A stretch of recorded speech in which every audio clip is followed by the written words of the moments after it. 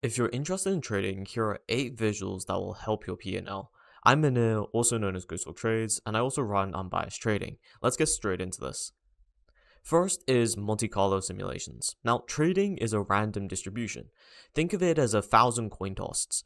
Monte Carlo simulations show you the likelihood of different outcomes based on historical data, giving you a clearer picture of potential success and failure scenarios for your backtests or your actual trading strategy. Now, imagine a line plot where each line represents a possible sequence of trades colored by, just the different variations of them, so you can clearly see which ones are different. Otherwise, if they're all black, then it makes it a bit, harder to fully see all the different kind of equity curves that there are there. Now, when I'm saying possible sequences of trades, there's two versions normally of Monte Carlo. You have resample and you have reshuffling. Now, resample, you have your historical trades that you've used for your backtest, and it's picking any one of those trades to then, create that new equity curve. Whereas a reshuffle is just taking those trades and then reshuffling them around randomly, and then it's showing you the equity curve as well. But these are amazing for helping you understand the full range of possibilities, not just the best case scenario or whatever one scenario you ran for your backtest. Now, Monte Carlos are also great for seeing the average trend of your strategy and average performance, as well as max drawdown and volatility metrics to properly gauge the amount of risk involved when deploying that strategy. It's a must-have in every backtest.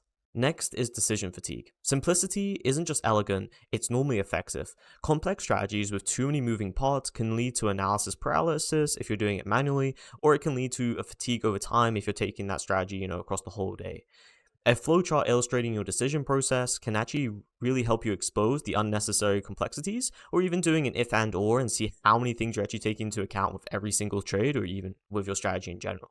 Remember, a simpler strategy isn't just easier to execute consistently, both manually, and it's also more robust algorithmically if you're doing it as an actual strategy. Now, both of those can kind of coincide, but the main thing here is just as you add more complexity or more decisions to a strategy, you're just making it less effective for the most part, at least from what I've discovered.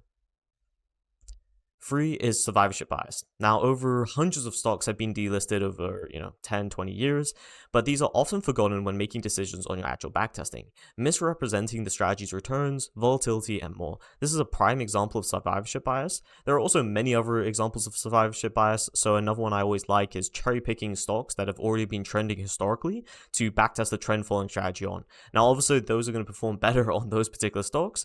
Now, there is a whole argument on, is it logical? Like, if you do the trend following strategy on the S&P, technically the S&P has been trending over, God knows, I think like 50 years plus.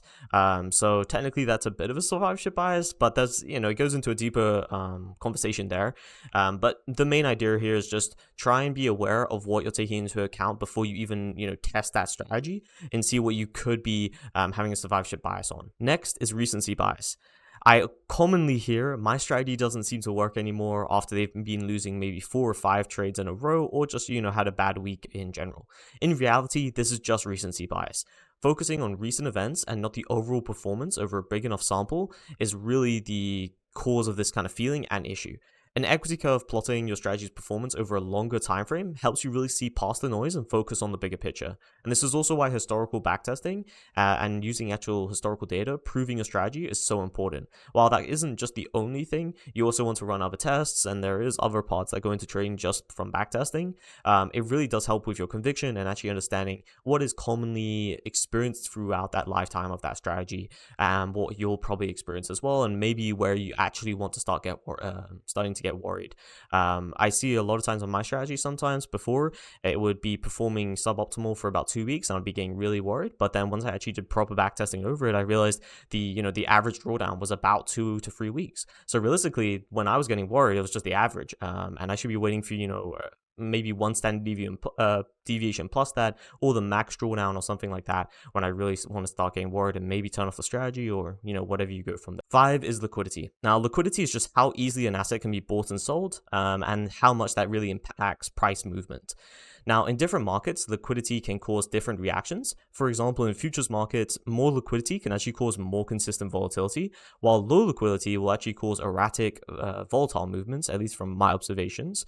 Now, here's a really great representation of that, and this was my first notice of how volume is different in different markets. When I was transitioning from small caps to futures, and I still do trade small caps, but in the futures world, I'm more doing like algos and things like that. I noticed I came with the pre-assumption that, hey, more volume equals more volatility, which means better for momentum. That was really not the case in futures. It actually was more that higher volume could actually be more sticky and actually can cause higher areas of chop or just higher local areas of like volatility. Now, that's going to depend from market to market, and you need to identify those kind of things where potentially in your market, something's a bit different compared to one you're transitioning from if you do move over. But this is a great observation, just one I always like thinking about because it really proves how, markets do differ from market to market. 6 is base hits. Now, consistent and stable returns are always better in compounding. It's beautifully explained here, showing how winning 25% twice actually outperforms winning 50% once. While huge home runs can be key to some strategies, I've always found more success in looking for consistent higher win rate strategies rather than high R or higher reward, low win rate strategies due to the struggle of staying mentally consistent with them. High R and low win rate strategies, I know, as I've talked to many traders that are very successful in that realm and have been able to perform those. Personally, for me, just what I am actually best at, I just can't handle that. I'm best at being able to handle strategies that are having maybe a higher win rate, but don't actually make as much on per trade. While other people get completely furious or very irritated by not making that much on a single trade, and they prefer to try and get those huge home runs, but they're making tons of money on like one particular trade, and then they're losing a small amounts on every trade other than those. It's just really different perspective on each trader. But I thought this was beautifully explained with these kind of free concepts and how that, potentially this way could be more beneficial. 7 is overfitting. Overfitting is when you tweak your strategy so much on historical data that it performs poorly in real-world markets or general data. It's like memorizing yesterday's test results instead of learning the actual concepts of a test. Now, avoid over-optimizing and countless parameters, aim for simplicity, and be sure to run out-of-sample tests. A couple other great tests you can do is parameter sensitivity tests, walk-forward optimization tests, and keeping a low number of iterations that you're actually optimizing the strategy on. Ideally, you're really keeping optimizations to maybe 1, 2, and that really depends how big of an optimization is and how many parameters you're actually optimizing.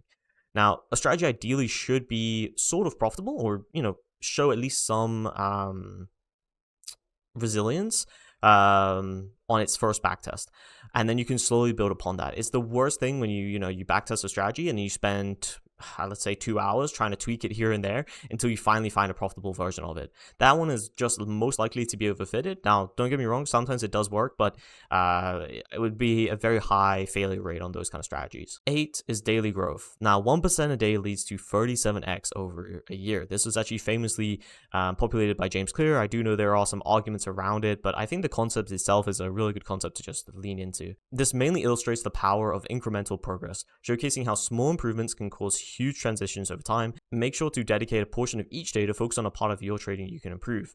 Now, these are just a few visuals to get you started. By incorporating these elements into your trading routine, you can get more improved decisions and actually lead to better PNL over time. Thank you for watching, and if you enjoyed, like it and share it with anyone else who might be interested.